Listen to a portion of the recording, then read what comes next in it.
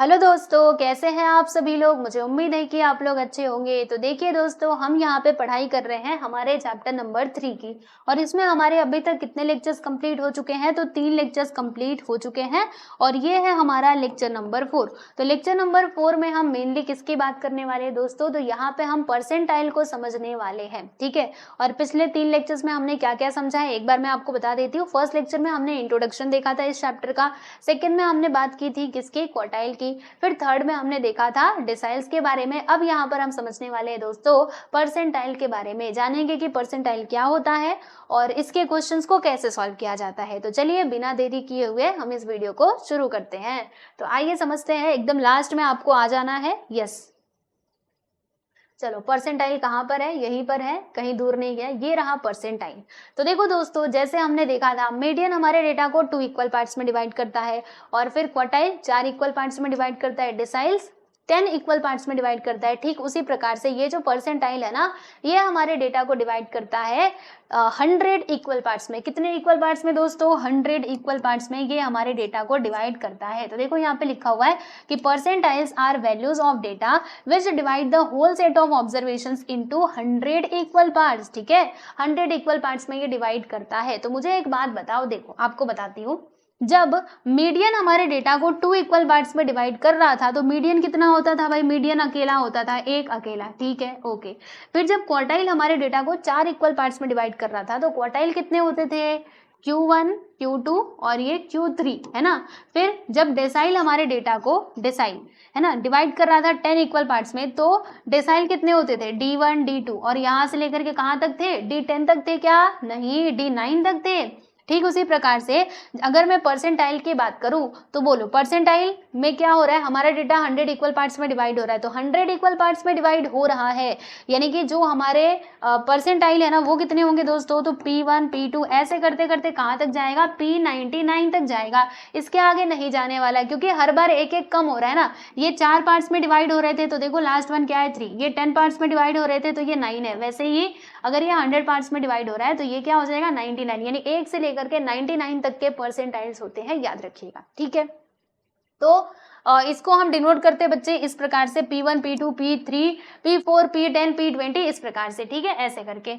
तो कैसे फाइंड करना होता है मैं आपको बता देती हूँ। फॉर्मूला हमारा खैर उन्हीं के जैसा है जैसे हमने क्वार्टाइल डेसाइल का देखा था, वैसा ही कुछ है, बस यहाँ पर अपॉन में जो है ना उसमें बदली हो जाएगा। आप देखते हैं, देखो इंडिविजुअल डेटा और डिस्क्रीट डेटा के लिए व्हाट इज द फॉर्मूला, देखो यहाँ पे आपको लिखना है पी के। अब ये देखो यहाँ पे के आ गया, के यानी क्या है, के मतलब वही वैल्यू कि आप P1 निकाल रहे हो, P2 निकाल रहे हो, P3 निकाल रहे हो, के मतलब नंबर हो सकता है 1 2 3 4, और ये कहाँ तक, 99 तक, ठीक है। देखो इधर लिखा हुआ है 1 से लेकर के 99 तक के नंबर्स।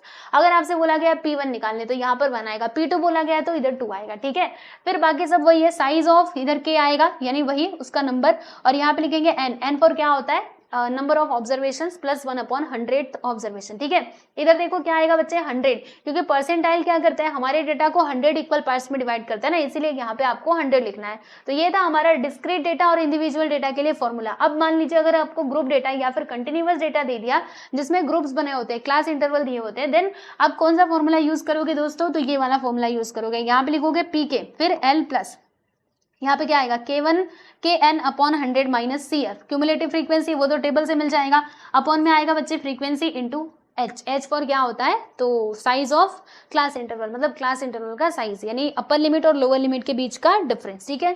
तो ये आपके दोनों फॉर्मूले हो गए। तो चलो अभी देरी न करते हुए हम डायरेक्टली चलते हैं हमारे क्वेश्चंस की तरफ। तो इंडिविजुअल डेटा का इधर क्वेश्चन दिया गया है, तो अब तो आप इसमें एकदम एक्सपर्ट बन गए होंगे। क्या करना है, yes, first of all you have to arrange the given data, यानी कि given observation in ascending order. तो देखो यहाँ पे इन लोगों ने इसको अरेंज किया है बच्चे असेंडिंग ऑर्डर में, आप देख सकते हो। सबसे पहलू छोटू वाला है ना, छोटू वाला क्या है, ये देखो 8 लिख दिया, फिर इससे थोड़ा सा बड़ा 9, फिर इससे थोड़ा बड़ा क्या है बच्चे 10 है, इससे थोड़ा और बड़ा 11, इससे थोड़ा बड़ा 12, फिर उसके बाद आएगा 14 and then 15 then 16 and then 19। समझ में आया, तो इस प्रकार से ये आ जाएगा, बात समझ में आई, ओके। तो आप ऐसे करके अरेंज कर लोगे, फिर क्या करोगे, फिर आपको काउंट करना है कि ये कितने नंबर ऑफ ऑब्जर्वेशन है। काउंट करो 1 2 3 4 5 6 7 8 9। तो देखो यहाँ पे क्या लिखा हुआ है, 9 लिखा हुआ है, ठीक। एंड देन आपको फॉर्मूला यूज कर लेना है भाई। चलो तो फॉर्मूला हम लगाते हैं। पता है ना आप लोगों को। अच्छा, इसमें क्या निकालना था वो तो हमने देखा ही नहीं। हमें यहाँ पे P40 निकालना था, परसेंटाइल 40। ठीक है, तो चलो P40 का फॉर्मूला क्या बनेगा, इधर लिखोगे P40 साइज ऑफ, इधर क्या आएगा 40 क्योंकि इधर है 40, फिर n प्लस 1/1/100। ठीक है, तो क्या आएगा देखो, n की जगह पे 9 लिखोगे तो 9 प्लस 1 क्या हो जाएगा यहाँ पे 10, 10/100। तो अभी क्या होगा देखो, 40 का मल्टीप्लाई 10 में करेंगे है ना, तो 400 आ जाएगा। देखो इधर 400 अपॉन में 100, डबल जीरो से डबल जीरो कट, यानी कि यहाँ पर क्या आएगा बच्चे, यहाँ पे 4/1 और नीचे 1 है तो उसका कुछ मीनिंग नहीं है, यानी कि यहाँ पर आएगा बच्चे फोर्थ ऑब्जर्वेशन। तो बताइए फोर्थ ऑब्जर्वेशन क्या है, कौन सा है बताओ, फोर्थ प्लेस पे कौन सा नंबर है। तो 1 2 3 ये हो गया ना चौथा, यानी कि 11, मतलब P40 आपका क्या हो जाएगा दोस्तों, वो आपका हो जाएगा 11। समझा। तो आप देख सकते हो P40 हमने निकाल लिया, बस कंप्लीट हो गया। ऐसे ही करना था, तो जी हाँ ऐसे ही करना था। अगर आपसे बोलता P30 तो ज्यादा कुछ नहीं करना, बस यहाँ पे 30 लिख दो और बाकी सब सेम रहेगा, जो भी ऑब्जर्वेशन आएगा इधर काउंट करके कर देना कंप्लीट। ठीक है, समझ गए ना। चलो अब उसके बाद हम यहाँ पे बात करते हैं अगले सवाल की। अब हम थोड़ा पॉइंट वाला भी देख लेते हैं। आई थिंक ये पॉइंट वाला दिया गया है। यस, चलो अगर मान लो पॉइंट में आ गया तो क्या करना है, वही जो हम पहले किया करते थे वही करेंगे। चलो देखते हैं। हमें इसमें कैलकुलेट करना है दोस्तों P85 और ये हमारे पास ऑब्जर्वेशंस दिए गए हैं। तो फर्स्ट ऑफ ऑल ऑब्जर्वेशंस को अरेंज करेंगे इन असेंडिंग ऑर्डर। तो आप देख सकते हो ये पूरा असेंडिंग ऑर्डर में अरेंज किया गया है। सबसे पहले छोटू वाला, फिर उससे थोड़ा बड़ा, एंड देन बड़ा बड़ा बड़ा बड़ा होते गया, 82 लास्ट में आ रहा है। ठीक है, फिर यहाँ पे हम काउंट करेंगे कि how many observations are there. तो चलो काउंट करते हैं। 1 2 3 4 5 6 7 8 9 10, यानी कि टोटल 10 ऑब्जर्वेशंस हैं यहाँ पर। तो n का वैल्यू आपका क्या हो जाएगा बच्चे, 10 हो जाएगा। फिर इधर क्या लिखोगे P85, मतलब फॉर्मूला आप लगाएंगे ना, P85 size of 85 n plus 1/100 observation. ठीक है, फिर क्या करोगे, 10 प्लस 1 करोगे तो यहाँ पर तो हमारा 11 आ जाएगा क्योंकि इधर 10 है ना, 10 ऑब्जर्वेशन है, तो 10 प्लस 11/100 और इधर 85 तो खैर पहले से। और जब आप इन सभी को सॉल्व करोगे तो कितना आएगा जानते हो, मैं बताती हूँ कितना आएगा। देखो इधर मैं आपको सॉल्व करके बता रही हूँ, 85 फिर उसके बाद यहाँ पे 11/100। अब क्या करें, तो अब ज़्यादा चिंता मत करो, पहले ना आप इसको 85 को ऐसे ही रहने दो और इसको आप ना डिवाइड करके देख लो। अब कैसे डिवाइड करें, हमें तो कुछ समझ नहीं आ रहा। चिंता वाली कोई बात नहीं है, बिल्कुल भी टेंशन मत लेना। देखो यहाँ पे क्या है बच्चे, इधर 2 0 है ना, तो आप क्या करोगे, पीछे से 2 नंबर के बाद इस प्रकार से पॉइंट लगा दोगे, 0.11 यहाँ पर आ जाएगा। अब इन दोनों का मल्टीप्लाई कर देते हैं, तो 11 5 से कितना होता है 55, कैरी 5 आ गया, 11 8 जा 88, 88 प्लस 5 करोगे तो 93 आएगा, है ना। और हम पॉइंट कहाँ पे लगाएंगे, पीछे से 2 नंबर के बाद, यानी कि 9.35 इधर आएगा। ठीक है, 9.35 आप देख सकते हो, ये देखो 9.35 आया है ना, 9.3 फिफ्थ ऑब्जर्वेशन। अब क्या करोगे, अब ज्यादा कुछ नहीं करना, सुनो।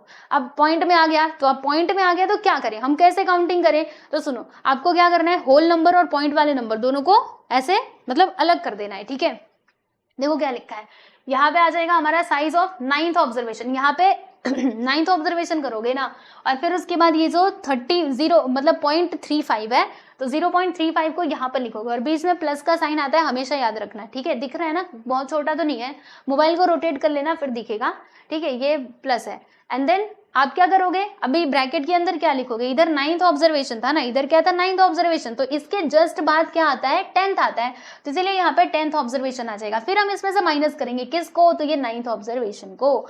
ठीक है, ओके। फिर यहाँ पे देखो साइज ऑफ 9th ऑब्जर्वेशन, तो 9th ऑब्जर्वेशन यहाँ पर क्या था, 9th ऑब्जर्वेशन आप इधर से काउंटिंग करके देख लो, कहाँ गया कहाँ गया, ये देखो इसमें था ना 9th ऑब्जर्वेशन, काउंट करो 1 2 3 4 5 6 7 8 9, यानी कि 79 है ना, और 10th वाला हमारा 82, याद रखिएगा। तो देखिए बच्चे यहाँ पे क्या लिखा हुआ है 79, फिर 0.35, उसके बाद 10th ऑब्जर्वेशन, 10th वाला क्या था 82, तो यहाँ पे 82 लिखा, फिर 9th ऑब्जर्वेशन 79 है ना, फिर माइनस करेंगे तो यहाँ पे 3 आ जाएगा, 0.35 तो खैर रहेगा ही, और इन दोनों का मल्टीप्लाई करोगे तो 1.05 आएगा। देखो 3 5 15, 15 का 5 1 आ गया, 3 3 9 1 10 आया ना, पॉइंट यहाँ पे लगा देंगे पीछे से 2 नंबर के बाद। फिर इन दोनों को प्लस करोगे तो कितना आएगा, तो देखो प्लस करके बताती हूँ, 79 प्लस 1.05, पॉइंट के नीचे पॉइंट आता है याद रखना, इधर आ गया 5 और इधर आ गया 0, पॉइंट के नीचे पॉइंट, 9 1 10 का 0, 1 आया, 7 1 8, यानी कि 80.05 इज द करेक्ट आंसर। मतलब P85 आपको कितना मिला है दोस्तों, ये हमें मिला है 80.05। ठीक है, बात समझ में आई, यस। तो ऐसे इसको सॉल्व करना था, ठीक, ओके। चलो, तो हमने यहाँ पे इंडिविजुअल डेटा के क्वेश्चन सॉल्व कर लिए, पॉइंट वाला भी कर लिया, विदाउट पॉइंट वाला भी कर लिया।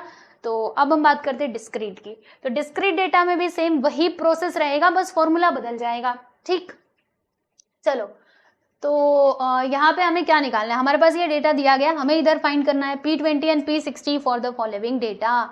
तो क्या करोगे, पहले आप इसको आप असेंडिंग ऑर्डर में यहाँ पे मतलब अरेंज कैसे करोगे, तो देखो मैं बताती हूँ, जब आपका इंडिविजुअल डेटा रहता है ना तब उसको असेंडिंग ऑर्डर में अरेंज करने का, बाकी डिस्क्रीट डेटा या फिर कंटिन्यूअस हो जैसा का तैसा यहाँ पे लिख देने का। तो देखो मैंने लिख दिया है इसको, जैसे यहाँ पे दिया गया था 58, 59, 60, 61, 62, 63 ऐसे करके लिख दिया। ये हाइट हो गया यानी कि x का वैल्यू, और ये हो गया दोस्तों हमारा फ्रीक्वेंसी, और यहाँ पे CF यानी कि क्यूमुलेटिव फ्रीक्वेंसी। तो क्यूमुलेटिव फ्रीक्वेंसी हम कैसे निकालते, बोलो, मैंने बताया था ना, ये 4 का 4 यहाँ पे लिख दोगे, फिर इधर लिखोगे 5 + 4 विच इज इक्वल टू 9, फिर ये 6 + 9 विच इज इक्वल टू 15, फिर 10 + 15 which is equal to 25, 12 + 25 which is equal to 37, फिर 37 को इधर ले लेना, 37 + 2 करोगे 39, एंड देन यहाँ पे 39 लिखोगे, 39 + 1 इज 40। तो देखो इसका जब आपने टोटल किया तो भी हमें 40 मिलता है, एंड देन ये भी 40 मिलता है। तो दोनों हमेशा क्या रहने वाले, इक्वल ही रहने वाले, ध्यान रखना। ठीक है, चलो हमने टेबल तो बना लिया,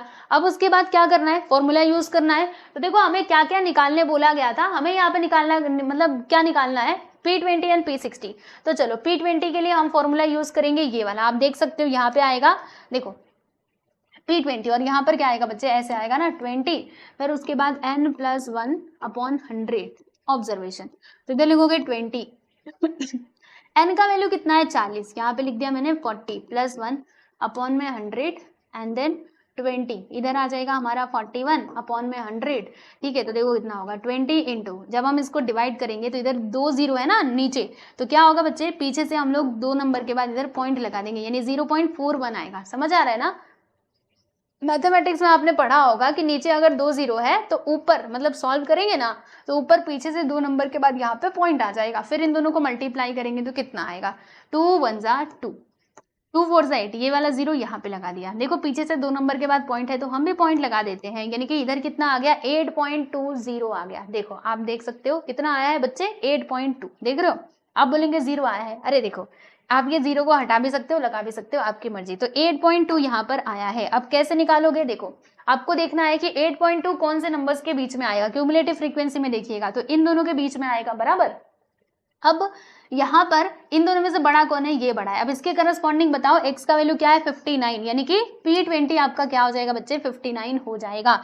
तो आप देख सकते हो P20 यहाँ पे क्या लिखा हुआ है, अब P20 बोला था ना, यहाँ पे P60 कहाँ से लिख दिया, ये क्या हो रहा है, इधर 20 है 20, हाँ कंफ्यूज नहीं होना। चलो 59 है कि नहीं देख लो, देखो ये है ना 59, देख सकते हो आप सभी लोग। ठीक, तो ये हो गया आपका फाइनली आंसर। फिर हमें बात करनी थी किसकी, P60 की। तो P60 हम कैसे निकालेंगे, देखो यहीं पे मैं आपको इसका कैलकुलेशन करके बताती हूँ दोस्तों। हमें निकालना है P60 मतलब परसेंटाइल 60, तो फॉर्मूला क्या बनेगा 60, फिर यहाँ पर आ जाएगा n+1/100 ऑब्जर्वेशन, यहाँ पे लिखा है 60, फिर n का वैल्यू इज 40 + 1/100, उसके बाद 60 इंटू, इन दोनों को मल्टीप्लाई करेंगे तो मतलब जोड़ेंगे तो 41/100। अब क्या होगा 60 इंटू, और फिर इसको जब डिवाइड करेंगे तो यहाँ पे आ जाएगा 0.41। अब मल्टीप्लाई कर दो, चलो फटाक से हम मल्टीप्लाई करते हैं दोस्तों।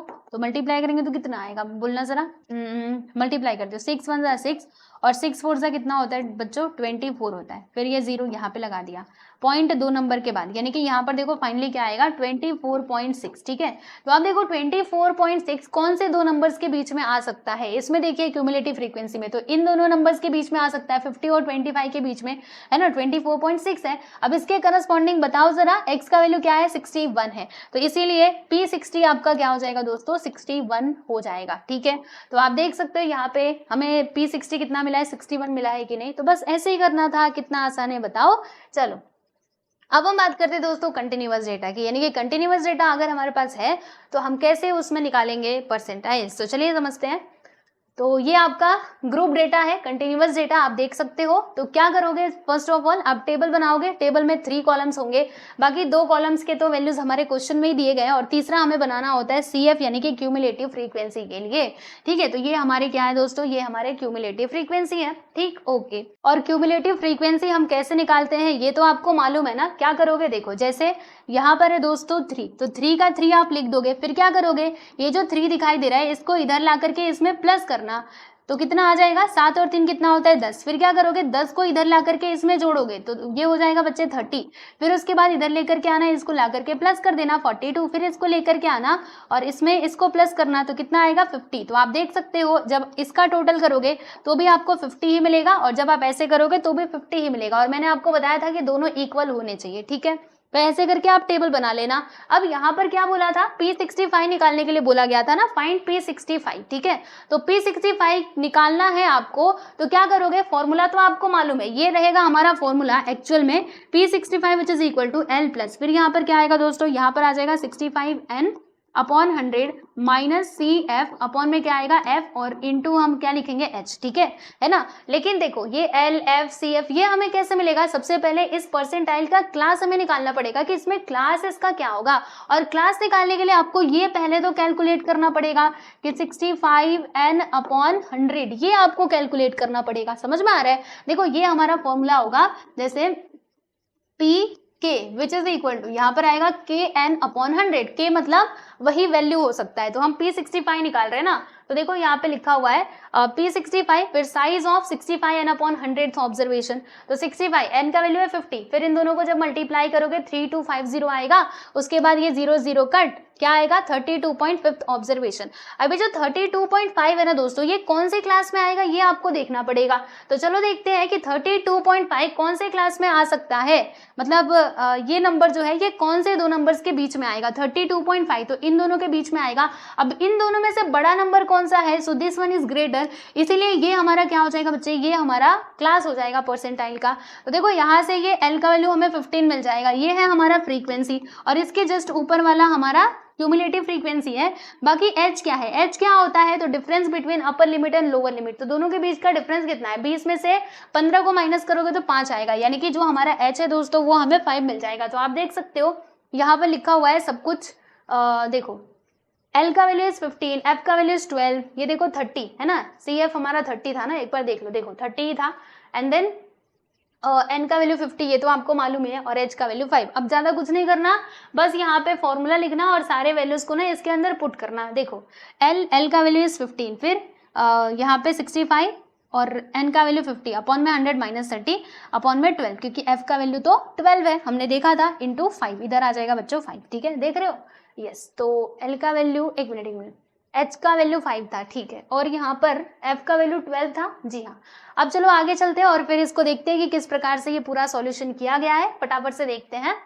देखो यहाँ पे जब हम इन दोनों को मल्टीप्लाई करेंगे 65 और 50 को, तो आपको मिलेगा 3250 बराबर, और जब आप इसको पूरा अच्छे से सॉल्व कर दोगे ना तो आपको यहाँ पे 32.5 मिलेगा। कैसे मिलेगा मैं बताती हूँ, देखो 3250 डिवाइडेड बाय 100, तो 0 से 0 यहाँ पे कट जाएगा, फिर इधर एक 0 बचा हुआ है ना, तो पीछे से एक नंबर के बाद पॉइंट लगा देंगे, यानी कि 32.5 आ जाएगा, यहाँ पर लिखा हुआ है, फिर माइनस 30 अपॉन 12, ओके। चलो फिर क्या करें, फिर यहाँ पे P65 which is equal to 15 की जगह पे 15 ही रहेगा, और इधर देखो 32.5 में से ये 30 को माइनस करेंगे 2.5 आएगा, इंटू 5 अपॉन में 12, ठीक है। फिर क्या किया, फिर ना इन दोनों को मल्टीप्लाई कर दिया हमने, तो जब इन दोनों को मल्टीप्लाई करोगे ना तो आपको मिलेगा 12.5, क्या मिलेगा दोस्तों 12.5 मिलेगा। और फिर क्या किया इन लोगों ने, तो यहाँ पर देखो ये जो मतलब 12.5 है, इसको जब आप 12 से डिवाइड करोगे तो क्या आएगा दोस्तों 1.0504 आएगा, आप डिवाइड करके देख लेना, ठीक है। फिर इन दोनों को हमने प्लस कर दिया, तो प्लस करेंगे तो कितना आएगा, देखो 15 प्लस 1.04, तो देखो 15 प्लस 1.04 प्लस करो तो इधर कितना आ जाएगा 40, यहाँ पे 16.04, ठीक है। तो P65 हमें कितना मिलेगा दोस्तों 16.04 मिलेगा, ठीक है। तो ये हो जाएगा आपका आंसर। आई होप समझ में आ गया होगा। देख लेना थोड़ा सा कैलकुलेशन वाला पार्ट है, तो जो भी बच्चे मैथमेटिक्स के स्टूडेंट होंगे वो तो कर ही लेंगे, और जो मतलब जिन्होंने 11th में मैथमेटिक्स नहीं लिया होगा वो भी कर लेंगे, क्योंकि ये सब बेसिक कैलकुलेशन है जो आप 10th तक पढ़ते हुए आए हो। Okay students, yes. तो यहाँ पर फाइनली मुझे बताते हुए बहुत खुशी हो रही है कि ये जो आपका चैप्टर है यस कंप्लीट होता है, ठीक है, पार्टीशन वैल्यूज का चैप्टर। तो मैंने टोटल इसके लिए 4 लेक्चर्स के वीडियोस अपलोड किए हैं, आप चारों को अच्छे से देखिएगा ताकि आपका ये जो पार्टीशन वैल्यू है ना वो अच्छे से क्रिस्टल क्लियर हो जाए, ठीक है। चलो अब लास्ट में मैं आपको इस चैप्टर में जो भी चीजें हमने पढ़ा ना उसका थोड़ा सा मतलब इसका समरी हम समझते हैं। तो आइए दोस्तों यहाँ पे हम बात करते हैं क्वार्टाइल की, ठीक है। चलो इसको अभी ध्यान से देख लो, पूरा सार है पूरे चैप्टर का। क्वार्टाइल की बात करेंगे। दूसरे नंबर पे हम बात करेंगे दोस्तों डिसाइल्स की, ओके जी। फिर यहाँ पे हम तीसरे नंबर पे बात करेंगे भाई परसेंटाइल की, ओके। चलो परसेंटाइल, स्पेलिंग सही है ना? हाँ सही होगा, परसेंटाइल, ओके। तो देखो यहाँ पर क्या होता है दोस्तों, यहाँ पर ये होता है कि क्वार्टाइल क्या करता है, हमारे डेटा को 4 इक्वल पार्ट्स में डिवाइड करता है। How many parts? 4 equal part. जैसे ये हमारा पूरा डेटा है तो इसको ये 4 इक्वल पार्ट्स में डिवाइड करेगा।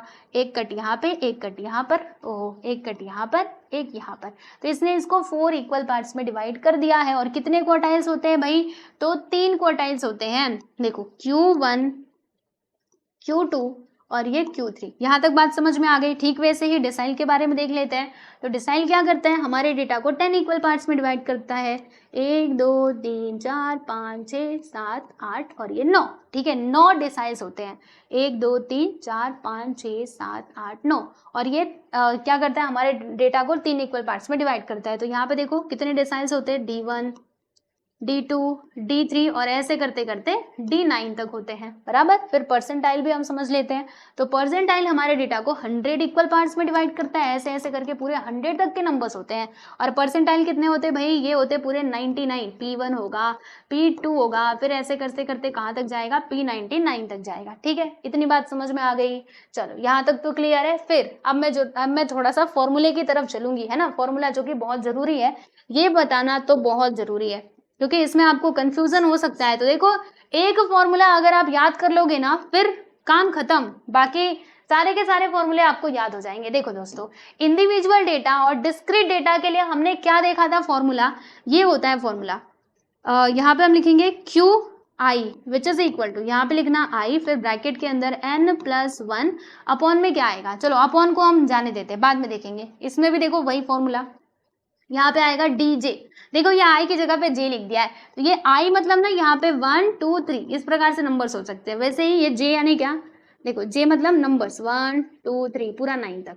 तो DJ which is equal to क्या आएगा, यहाँ पर J, फिर ये n+1 और इधर नीचे क्या आएगा बताती हूँ थोड़ी देर बाद, रुको पहले अब ये भी देख लो। P K, इधर K लिया था, K मतलब इसके नंबर्स हो सकते हैं 1 2 3 4 ऐसे करके पूरा 99 तक, ठीक है। इधर क्या आता है, इधर आता है बच्चे यहाँ पे K, फिर एक मिनट, हाँ सही है, फिर n+1 और नीचे क्या आएगा वो मैं बताती हूँ, डोंट वरी चिंता मत करो। तो इंडिविजुअल डेटा और ये डिस्क्रीट डेटा का फॉर्मूला है। तो देखो अब इसमें होगा क्या, ध्यान से देखना। देखो क्वार्टाइल में हम क्या कर रहे थे, क्वार्टाइल क्या कर रहा था, हमारे डेटा को 4 इक्वल पार्ट्स में डिवाइड कर रहा था, इसलिए यहाँ पे अपॉन में क्या आएगा बच्चे 4 आएगा। डिसाइल क्या करता है, हमारे डेटा को 10 इक्वल पार्ट्स में डिवाइड करता है, इसलिए इसके अपॉन में 10 आएगा। और ये 100 इक्वल पार्ट्स में डिवाइड करता है, इसलिए यहाँ पर क्या आ जाएगा दोस्तों 100 आ जाएगा, समझे। तो परसेंटाइल में अपॉन में हमेशा 100 आएगा, डिसाइल में 10 आएगा और क्वार्टाइल में कितना आएगा 4 आएगा। चलो ये तो हमने देख लिया हमारा इंडिविजुअल डेटा और डिस्क्रीट डेटा के लिए फॉर्मूला। अब ग्रुप डेटा का भी बता दो, आओ भाई देरी किस बात की, समझते हैं। ग्रुप डेटा के लिए क्या था फॉर्मूला, देखो सबसे पहले तो आपको क्लास आइडेंटिफाई करना पड़ता है और क्लास आइडेंटिफाई करने के लिए आपको ये वाला फॉर्मूला यूज करना होता है। ऐसे अपॉन में क्या आएगा बताती हूँ थोड़ी देर बाद, ठीक है। चलो यहाँ पे हम बात करते हैं DJ की, तो यहाँ पे क्या आएगा JN, अपॉन में क्या आएगा रुको, यहाँ पर PK, तो यहाँ पे आ जाएगा KN और नीचे क्या आएगा सुनो, ये 4 इक्वल पार्ट्स में डिवाइड हो रहा था इसलिए यहाँ पे 4 आएगा, ये 10 तो 10 आएगा, फिर उसके बाद यहाँ पे आ जाएगा दोस्तों 100, ठीक है। ओके तो आप इस प्रकार से क्या करोगे, यहाँ पे जो भी आंसर आएगा उसकी मदद से क्लास को आइडेंटिफाई करोगे। और जब एक बार आपने क्लास आइडेंटिफाई कर लिया देन आपको ये वाला फॉर्मूला यूज करना है QI which is equal to L plus, फिर ब्रैकेट के अंदर क्या आता है, यहाँ पर आता है दोस्तों IN और अपॉन में क्या आता है बताती हूँ, रुको यहाँ पे लिखना CF और पूरे के अपॉन में यहाँ पे F आ जाएगा और फिर मल्टीप्लाई करके यहाँ पे लिखोगे H, ठीक है।